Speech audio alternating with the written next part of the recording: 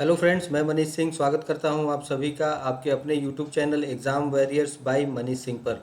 तो फ्रेंड्स, आशा करता हूं आप सभी कुशल होंगे। तो चलिए हम आज शुरू करते हैं टॉप 10 करंट अफेयर्स के क्वेश्चन, जो आज डेली का डोज 23 जून के नाम से आपके समक्ष उपस्थित हूं मैं लेकर।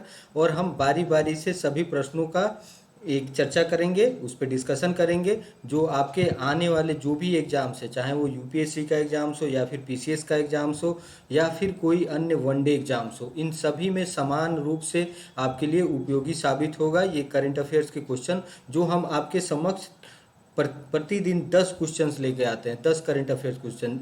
क्योंकि ये याद रखना काफ़ी आसान होता है और आपको मुश्किल से इसमें 15 से 20 मिनट का समय देना होता है और इसको जल्दी से आप रिवाइज भी कर सकते हैं। तो फ्रेंड्स, आज हम सेशंस को आगे बढ़ाते हैं। और जैसे कि आप सबको पता है कि जब भी हम सेशन की शुरुआत करते हैं तो हम एक मोटिवेशनल कोट्स के साथ इस सेशन की शुरुआत करते हैं। तो आज का जो मोटिवेशनल कोट्स है वो है, खुद वो बदलाव बनिए जो दुनिया में आप देखना चाहते हैं। तो फ्रेंड्स, यहाँ पे जैसे कि हम आम तौर पे बात करते हैं अपने लाइफ में कि ये अच्छा हो रहा है, ये गलत हो रहा है, और हमारे समाज में क्या चल रहा है, देश में क्या होना चाहिए। तो इन सब चीज़ों को जब हम डिस्कस करते हैं, दूसरे के बारे में जब हम बातें करते हैं और एक अच्छे समाज की, एक आदर्श सोसाइटी की जब हम बात करते हैं, तो जिन बदलावों को आप दुनिया में देखना चाहते हैं, तो पहले वो एक्सपेरिमेंट आप खुद पे करें। जैसे कि गांधी जी के बारे में आप सबको पता होगा, बापू के बारे में, कि बापू जब भी किसी चीज़ को दूसरे को सजेस्ट करते थे तो पहले वो इस तरह के बदलाव अपने आप के अंदर लाते थे। वो खुद को उस हिसाब से जब तक ढाल नहीं लेते थे तब तक दूसरों को उस चीज़ के बारे में सजेस्ट नहीं करते थे। तो फ्रेंड्स, यहाँ पे सीधी और सिंपल सी बात है कि आप जो बदलाव दुनिया में देखना चाहते हैं तो सबसे पहले आप उसके अनुरूप बन जाओ। पहले आप अपने परिवार में, अपने समाज में, फिर अपने देश में। इस तरह से अगर सभी व्यक्तिगत रूप से अपने जीवन में बदलाव लाएंगे, खुद में वो परिवर्तन लाएंगे, तो निश्चित रूप से ही ये दुनिया जो है वो आपको बदली और अच्छी नज़र आने लगेगी। तो फ्रेंड्स, आज का ये कोटेशन था। अब हम बढ़ते हैं अगले प्रश्न की ओर, अपना सेशन शुरू करते हैं। पहला प्रश्न है आपके स्क्रीन पे। संयुक्त राष्ट्र की तरफ से जारी ताज़ा रिपोर्ट के अनुसार 2020 में भारत दुनिया में सबसे ज़्यादा एफडीआई हासिल करने वाला कौन सा देश बन गया है। तो फ्रेंड्स, यहाँ पे बात की जा रही है एफडीआई, जो फॉरेन डायरेक्ट इन्वेस्टमेंट होते हैं, उसके संदर्भ में कि भारत का कौन सा स्थान है। तो फ्रेंड्स, ऑप्शन है आपके सामने। पहला ऑप्शन है पहला स्थान, दूसरा है तीसरा स्थान, तीसरा है पांचवा स्थान और चौथा है चौथा स्थान। तो इसमें जो सही जवाब है वो है पांचवा, फिफ्थ रैंकिंग है इंडिया की एफडीआई फ्लो के मामले में, जो अभी यूनाइटेड नेशंस के तरफ से जो ताज़ा रिपोर्ट जारी की गई है कि 2020 में भारत दुनिया में, पूरे विश्व में एफडीआई हासिल करने वाले देशों में कौन से रैंक पे है। तो आपको याद रखना है ये 5वें रैंक पे है। और इस तरह का प्रश्न अक्सर आपके वनडे एग्जाम्स में और पीसीएस एग्जाम्स में पूछे जाते हैं। इससे इंडेक्स से संबंधित, रैंकिंग से संबंधित, ठीक है, या फिर सर्वे और रिपोर्ट से संबंधित ऐसे क्वेश्चन अक्सर बनते हैं। तो फ्रेंड्स, ये आपको याद रखना है कि भारत का स्थान एफडीआई पाने वाले, जो एफडीआई रिसीव करने वाले जो कंट्री हैं, उनमें 5वां स्थान है। तो ये संयुक्त राष्ट्र की रिपोर्ट जो प्रकाशित हुई थी वो 21 जून को आई थी। और अगर हम बात करें तो पिछले साल 2020 की अगर हम बात करें तो भारत में 64 अरब डॉलर का एफडीआई आया था। और हम उससे विगत वर्ष की बात करें, उससे पहले 2019 की अगर हम बात करें तो वो 51 अरब डॉलर का था, जो 27% ज़्यादा है 2019 से। तो फ्रेंड्स, रिपोर्ट के अनुसार महामारी की वजह से वैश्विक स्तर पर डिजिटल बुनियादी ढांचे एवं सेवाओं की मांग में तेजी आई। इससे आईसीटी उद्योग के लिए ग्रीनफील्ड एफडीआई और परियोजना घोषणाओं का मूल्य 22% से ज़्यादा बढ़कर 81 अरब डॉलर हो गया। तो फ्रेंड्स, जैसे कि आप सबको पता है कि अभी महामारी के दौर में अगर हम देखें तो कुछ उद्योग धंधे तो हमारे बंद पड़े हैं, जिसमें एक अगर फिजिकल अपीयरेंस की बात होती है, लेबर वगैरह जहाँ पे काम करते हैं एक जगह इकट्ठा नहीं होने दिया जा रहा था, क्योंकि इस बीमारी का संक्रमण उससे बढ़ेगा। लेकिन अगर हम बात करें तो डिजिटल और जो इंफ्रास्ट्रक्चर की बात करें और सर्विस सेक्टर की बात करें, जो डिजिटल माध्यम से, जैसे हम अगर बात कर रहे हैं बीपीओज़ की या फिर हम यहाँ घर पे बैठ के और सर्विस सेक्टर में यूएस से डील कर रहे हैं। तो इस तरह की जो सेवाओं का क्षेत्र रहा है उसमें बूम देखने को मिला, और उसके वजह से ही 2020 में हम एफडीआई में देखें कि काफ़ी इजाफा हुआ। इसमें देखा गया कि 27% की इजाफा दर्ज की गई, और एफडीआई हासिल करने वाले देशों में भारत की स्थान 2020 में क्या है, तो वो 5वां स्थान है। तो फ्रेंड्स ये आपको याद रखना है, इस तरह के प्रश्न अक्सर पूछे जाते हैं आपके एग्जाम्स में। तो फ्रेंड्स बढ़ते हैं हम अगले प्रश्न की, और अगला प्रश्न है आपके स्क्रीन पे, हाल ही में केंद्र सरकार ने किन 2 सरकारी बैंकों में 51% हिस्सेदारी बेचने की घोषणा की है। तो फ्रेंड्स ये जो बैंकों का प्राइवेटाइजेशन हो रहा है उसी की कड़ी में ये एक कदम है। तो ऑप्शन है आपके सामने, उन बैंकों का नाम हम पता करते हैं। तो पहला ऑप्शन है सेंट्रल बैंक ऑफ इंडिया और इंडियन ओवरसीज बैंक, दूसरा है देना बैंक और यूको बैंक, तीसरा है पंजाब नेशनल बैंक और एक्सिस बैंक, और चौथा है नन ऑफ दीज, इनमें से कोई नहीं। तो फ्रेंड्स इसमें जो सही आंसर है वो है सेंट्रल बैंक ऑफ इंडिया और इंडियन ओवरसीज बैंक। इन 2 सरकारी बैंकों में 51% की हिस्सेदारी बेचने की घोषणा की गई है इसके प्राइवेटाइजेशन करने के क्रम में। तो केंद्र सरकार इन दोनों सरकारी बैंकों में अपने हिस्से का विनिवेश करेगी, और पहले चरण में 51% हिस्सेदारी बेचने की योजना है। और ये जो 2 बैंक हैं ये प्राइवेट होने वाले हैं, इनका नाम है सेंट्रल बैंक ऑफ इंडिया और इंडियन ओवरसीज बैंक। तो इनके शेयर बाजार में अगर हम मार्केट वैल्यू की बात करें तो इनके शेयर प्राइस के मुताबिक इनका जो मार्केट वैल्यू है, इनका जो शेयर का प्राइस है वो 44,000 करोड़ रुपए है, जिसमें इंडियन ओवरसीज बैंक की अगर हम मार्केट कैपिटल की बात करें, जिसे आप मार्केट कैप के रूप में भी जानते हो, तो वो है 31,641 करोड़ रुपए। ये अकेले आईओबी का इंडियन ओवरसीज बैंक का मार्केट कैप है। तो फ्रेंड्स ये प्राइवेटाइजेशन की जो शुरुआत की गई थी बैंकों की, उसी कड़ी में ये प्रश्न आपको बैंकिंग और इकोनॉमी सेक्टर से इस तरह के प्रश्न अक्सर पूछे जाते हैं आपके एग्जाम्स में। ये अगर आप पीसीएस के एग्जाम्स दे रहे हो या फिर वनडे एग्जाम्स की तैयारी कर रहे हो, तो उसमें इस तरह के प्रश्न इकोनॉमी सेक्शन से या बैंकिंग या फिनांस सेक्टर से अक्सर पूछे जाते हैं। तो फ्रेंड्स ये आपको याद रखना है, इन 2 बैंकों का नाम सेंट्रल बैंक ऑफ इंडिया और इंडियन ओवरसीज बैंक, ये इस तरह के पेयर बना के पूछे जाएंगे। तब हम बढ़ते हैं अगले प्रश्न की, और अगला प्रश्न है आपके स्क्रीन पे, विश्व संगीत दिवस वर्ल्ड म्यूजिक डे निम्नलिखित में से किस दिन मनाया जाता है। तो वर्ल्ड म्यूजिक डे, फिर यहाँ पे हम बात करेंगे, ये डेज से रिलेटेड क्वेश्चन है, और किसी भी पार्टिकुलर डेज को जब हम मनाने की बात करते हैं तो उसके पीछे उसका मोटो होता है कि हम उस विषय को लोगों को उसके प्रति जागरूक करें या फिर उस विषय को संरक्षित करने की बात करते हैं। तो फ्रेंड्स ऑप्शन है आपके सामने, पहला ऑप्शन है 10 जनवरी, दूसरा 12 मार्च, तीसरा 28 अगस्त और चौथा 21 जून। तो इसमें जो सही जवाब है वो है 21 जून। 21 जून को हम विश्व संगीत दिवस के रूप में मनाते हैं, और इस दिवस के आयोजन का जो मुख्य उद्देश्य होता है वो संगीत के माध्यम से शांति और सद्भावना को बढ़ावा देना है।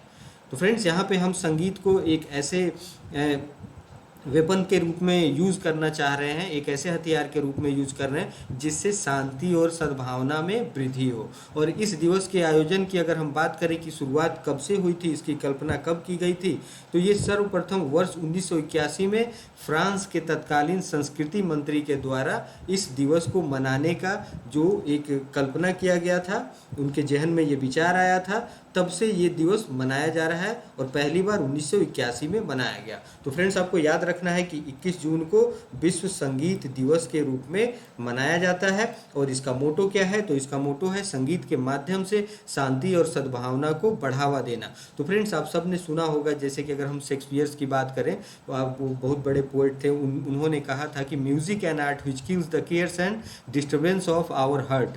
तो इस तरह से संगीत जो है वो आपको शांति और सद्भावना की ओर ले जाता है, उसके माध्यम से हम विश्व शांति की बात करते हैं। जैसे कि आप सबको पता है कि विश्व एक अंधाधुंध वेपन्स के होड़ में लगा हुआ है, हथियार इकट्ठा करने के होड़ में लगा हुआ है। अगर हम देखें तो परमाणु शक्ति बनने के सभी जो विश्व के देश हैं उन सब के अंदर ये एक भावना होती है कि हम भी परमाणु संपन्न हो जाए, लेकिन वो जो रास्ता है वो एक विनाश की ओर जाता है। और यहाँ पे अगर हम उसको सही अर्थों में अगर बताएं कि संगीत का जो यूज़ है, संगीत के माध्यम से हम शांति और सद्भावना का संदेश देते हैं पूरे विश्व में।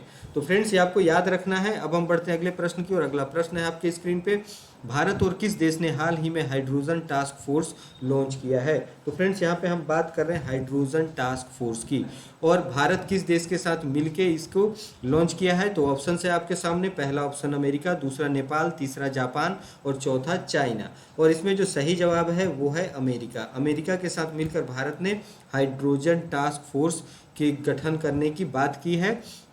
और इस गठन के पीछे अगर हम देखें तो US India strategic partnership forum, जो USISPF के नाम से जाना जाता है, ये भारत और अमेरिका में स्ट्रेटेजिक क्लीन एनर्जी पार्टनरशिप के तहत एक हाइड्रोजन टास्क फोर्स शुरू किया है, जो भारत के ऊर्जा सुरक्षा प्रयासों को बढ़ावा देगा। तो फ्रेंड्स, यहाँ पे हम बात कर रहे हैं नवीनीकरण ऊर्जा के बारे में, जिससे प्रदूषण को भी हम हतोत्साह कर सके। जिससे वायु प्रदूषण होता है अगर हम कार्बन की ज़्यादा मात्रा में यूज़ करते हैं, ठीक है।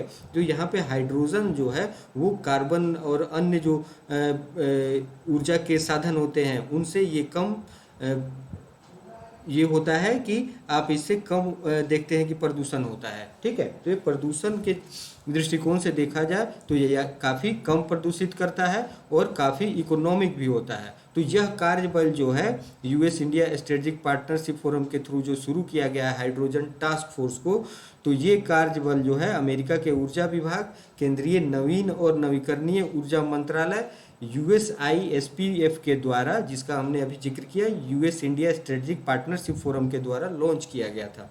और यह कार्यबल डीकार्बोनाइजिंग, अभी हमने जैसे बात की कि कार्बोनाइजेशन को यह हतोत्साह करेगा, यानी डीकार्बोनाइजिंग की प्रोसेस को आगे बढ़ाएगा, और उच्च प्रदूषणकारी औद्योगिक क्षेत्र जो होते हैं जिसमें प्रदूषण अधिक मात्रा में होती है, और एक हरित और स्वच्छ ग्रह को प्राप्त करने के लक्ष्यों तक पहुंचने में मदद करेगा। तो फ्रेंड्स, इसमें हाइड्रोजन के जो यूज़ है उसको हम लोग यहाँ पे उत्साहित करने की बात कर रहे हैं, उसको प्रोत्साहन देने की बात कर रहे हैं, जिससे जो प्रदूषण का लेवल है वो कम किया जा सके और डीकार्बोनाइजिंग के प्रोसेस में हम आगे बढ़ सके, और हमारी जो पृथ्वी है उसे हरित और स्वच्छ बनाने की दिशा में जो हमारा लक्ष्य है उसको हम हासिल कर सके। तो फ्रेंड्स, ये आपको याद रखना है, भारत और अमेरिका के बीच हाइड्रोजन टास्क फोर्स का गठन किया गया है। और इस तरह के प्रश्न अक्सर, जैसे कि ये इकोलॉजी इन्वायरमेंट के दृष्टिकोण से काफ़ी इंपॉर्टेंट प्रश्न है, और आए दिनों आप सभी जानते हैं कि आपके पेपर्स में इकोलॉजी इन्वायरमेंट से रिलेटेड क्वेश्चंस को हमेशा डाला जाता है कि ये, क्योंकि आज ये विश्व में एक बहुत बड़ी समस्या हो चुकी है कि हम अपने पर्यावरण को कैसे बचाएं। तो फ्रेंड्स, ये काफ़ी इंपॉर्टेंट प्रश्न है और ये आपको याद रखने की जरूरत है। अब हम बढ़ते हैं अगले प्रश्न की ओर। अगला प्रश्न है आपके स्क्रीन पे, प्रधानमंत्री नरेंद्र मोदी ने अंतर्राष्ट्रीय योग दिवस के अवसर पर किस ऐप को लॉन्च किया है? तो फ्रेंड्स, अभी हाल ही में आप सभी को पता होगा कि 21 जून को हमने योग दिवस मनाया है, विश्व योग दिवस। तो उसमें किस ऐप को लॉन्च किया गया है? प्रधानमंत्री नरेंद्र मोदी के द्वारा। तो फ्रेंड्स, ऑप्शन है आपके सामने, पहला ऑप्शन है ज्वाइंट योगा, दूसरा एम योगा, तीसरा हेल्थ योगा और चौथा नन ऑफ दीज, इनमें से कोई नहीं। तो फ्रेंड्स, सही जवाब जो है वो है एम योगा। एम योगा नामक ऐप को लॉन्च किया गया है, और मैं आपको बता दूं कि ये जो ऐप लॉन्च किया गया है ये WHO और भारत के जो आयुष मंत्रालय है उनके सहयोग से, दोनों के सहयोग से इस ऐप को लॉन्च किया गया है। और इसमें ये यूएन के जो लैंग्वेजेस हैं, इसमें यूनाइटेड नेशंस की भी भूमिका है, और जो यूएन के लैंग्वेजेस हैं उसमें भी ये उपलब्ध होगा। ये जो योगा के इसमें वीडियोस होंगे उसमें अन्य काफ़ी सारी भाषाएं भी इसमें शामिल की जाएगी। अगर वर्तमान में हम बात करें तो इसमें इंग्लिश, हिंदी और फ्रेंच को वर्तमान में जारी किया गया है, इन 3 भाषाओं में, और आने वाले समय में यूनाइटेड नेशंस के जो और भी लैंग्वेजेस हैं उनको भी इसमें शामिल करने की योजना है। तो इस तरह से फ्रेंड, हम योगा को प्रोत्साहित करने के लिए, एक वर्ल्ड लेवल पे इसकी पहुंच बनाने के लिए ये ऐप, जो एम योगा नाम ऐप जो लॉन्च किया गया है, इसका प्रोटोकॉल के आधार पर योग प्रशिक्षण के कई वीडियो दुनिया की अलग अलग भाषाओं में उपलब्ध कराए जाएंगे। और भारत ने इस ऐप को विश्व स्वास्थ्य संगठन के साथ मिलकर तैयार किया है, और अंतर्राष्ट्रीय योग दिवस पर पीएम मोदी ने ऐप को लेकर कहा कि ये आधुनिक तकनीक और प्राचीन विज्ञान के फ्यूज़न का एक बेहतरीन उदाहरण है। तो फ्रेंड्स यहाँ पे अगर हम बात करें ये फ्यूज़न की बात जो कही जा रही है, प्राचीन विज्ञान, क्योंकि योगा हमारे देश में आप देखोगे तो प्राचीन भारत में ही इसका कॉन्सेप्ट था और इंडिया की ही देन है योगा। तो ये जो है ये आधुनिक तकनीक से लैस, जैसे कि ये एक ऐप के रूप में अब सामने आ रहा है और इसमें प्राचीन भारत के ज्ञान को भी समाहित कर दिया गया है। तो इन दोनों को मिलके ये एक फ्यूज़न के रूप में एक बड़ा एग्जाम्पल सेट करेगा। तो फ्रेंड्स आपको याद रखना है कि एम योगा नाम के ऐप को लॉन्च किया गया है योगा को बढ़ावा देने के लिए वर्ल्ड लेवल पे, और इस तरह के प्रश्न अक्सर आपके पेपर में पूछे जाते रहे हैं, तो इसे आपको याद रखने की ज़रूरत है। अब हम बढ़ते हैं अगले प्रश्न की ओर।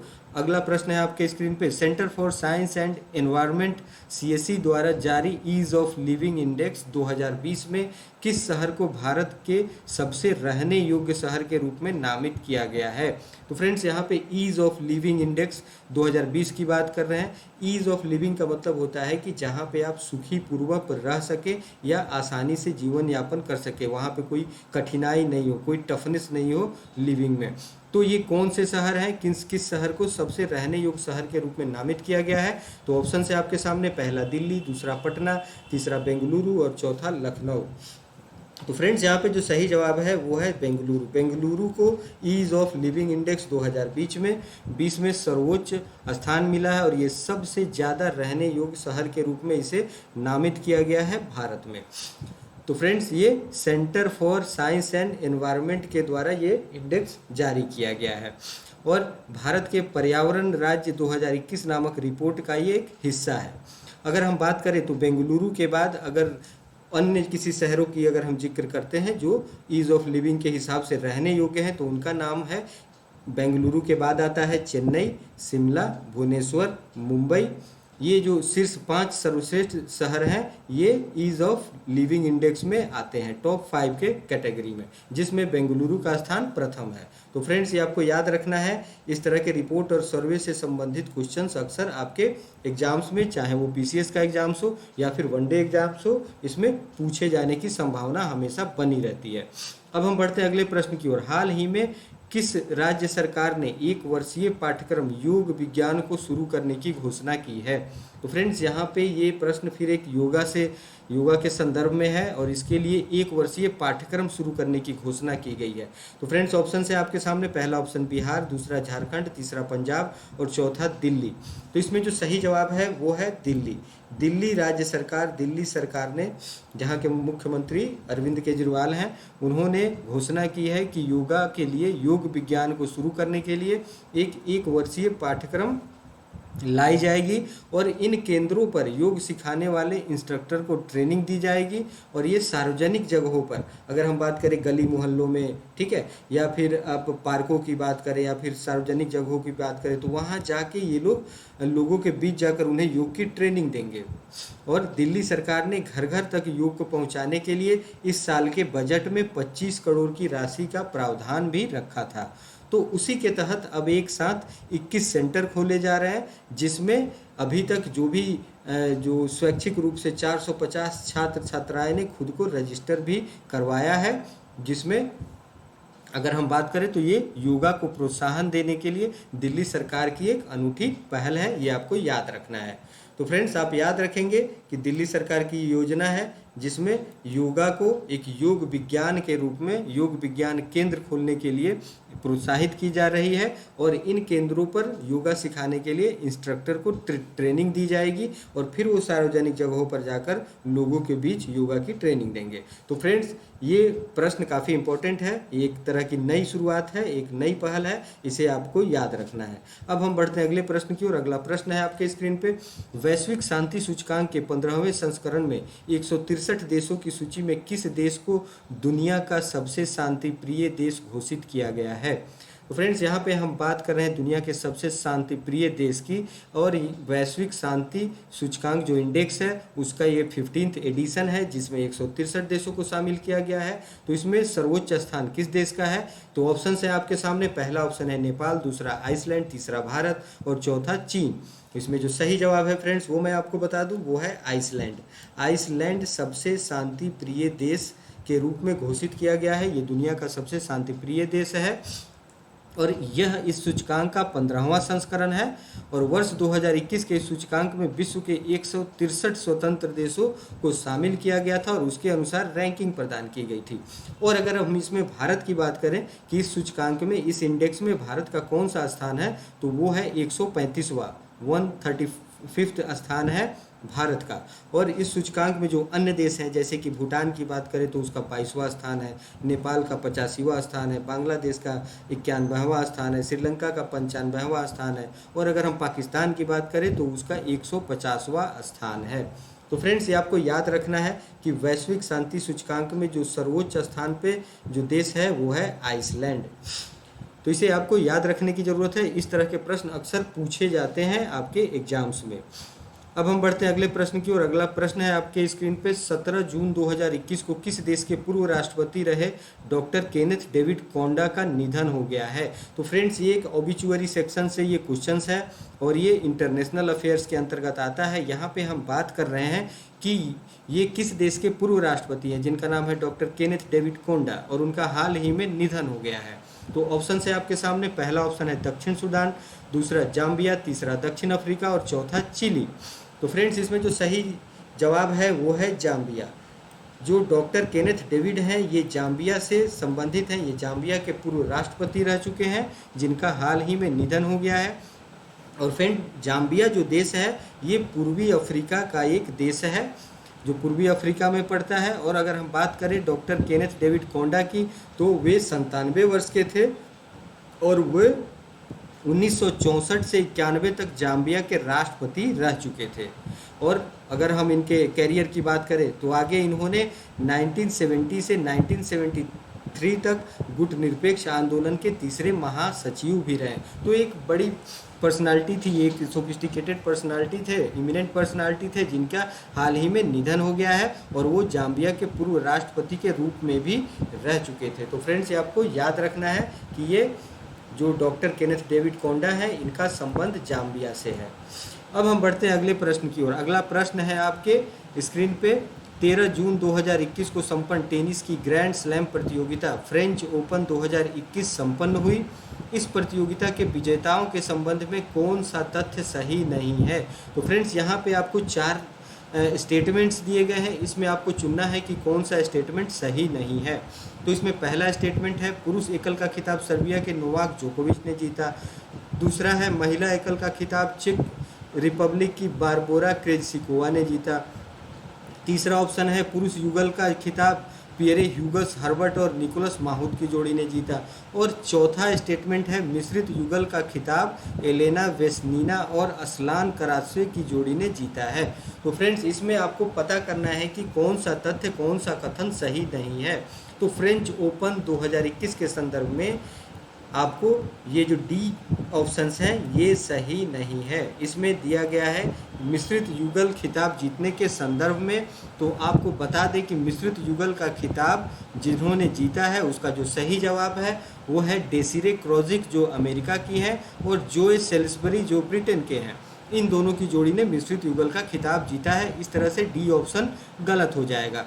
अब एक नज़र अगर हम बात करें ग्रैंड स्लैम की, तो फ्रेंड्स आपको ये पता होगा या फिर आपकी जानकारी के लिए मैं बता दूं, जो 4 प्रतिस्पर्धा होती हैं टेनिस की, जिसमें पहला होता है ऑस्ट्रेलिया ओपन, दूसरा फ्रेंच ओपन, तीसरा विंबलडन और चौथा यूएस ओपन। तो इन चारों को मिला के एक ग्रैंड स्लैम माना जाता है। तो अभी हम बात कर रहे हैं फ्रेंच ओपन की और शुरुआत होती है जब इस प्रतियोगिता की, इन चारों प्रतियोगिता की, चारों टेनिस की प्रतिष्ठित प्रतियोगिता है, तो शुरुआत ऑस्ट्रेलियन ओपन से होती है। तो ऑस्ट्रेलियन ओपन हो चुका है 2021 का और फ्रेंच ओपन भी अभी हाल ही में संपन्न हुआ है और अभी 2 प्रतिस्पर्धाएं बाकी है, एक विंबलडन और एक यूएस ओपन। तो फ्रेंड्स यहाँ पे हम बात कर रहे हैं फ्रेंच ओपन की। तो एक नज़र हम इस पे जो विजेताएं हैं, विजेता रहे हैं इस बार के, उन पे हम एक नज़र डाल देते हैं। आपके एग्जाम्स में अक्सर पूछा जाएगा। तो ये ज़रूरी नहीं है फ्रेंड्स कि मेन सिंगल या वीमेन सिंगल या मेंस डबल या फिर वीमेंस डबल से ही पूछा जाए, ये मिक्स डबल से भी पूछा जा सकता है या फिर किसी तरह का प्रश्न बन सकता है। आप अगर बात करें तो यहाँ पे सिर्फ विजेता ही नहीं, जो उप विजेता रहे हैं उनके नाम को भी आपको जानना जरूरी है। और इस वीडियो के साथ आपको PDF मिल जाया करेगा, जिससे आप इसके डिटेल्स को जान जाएंगे। तो यहाँ पे हम विजेताओं को एक दृष्टि में देख लेते हैं। तो इसमें जो पुरुष एकल मेन सिंगल में जो विजेता रहे फ्रेंच ओपन 2021 में, उनका नाम है नोवाक जोकोविच और वे सर्बिया कंट्री से हैं। और फिर अगर हम बात करें महिला एकल विजेता की, तो वो है बारबोरा क्रेज़िकोवा और वे चेक रिपब्लिक से हैं, चेक गणराज्य से बिलोंग करती हैं। फिर अगर हम बात करें पुरुष युगल की, तो वो है पियरे ह्यूगस हर्बर्ट और निकोलस माहुती, और ये दोनों फ्रांस से बिलोंग करते हैं। और अगर हम महिला युगल की बात करें तो उसके विजेता है बारबरोवा क्रेज़िकोवा और कैटरीना सिनियाकोवा, ये दोनों चेक रिपब्लिक से हैं।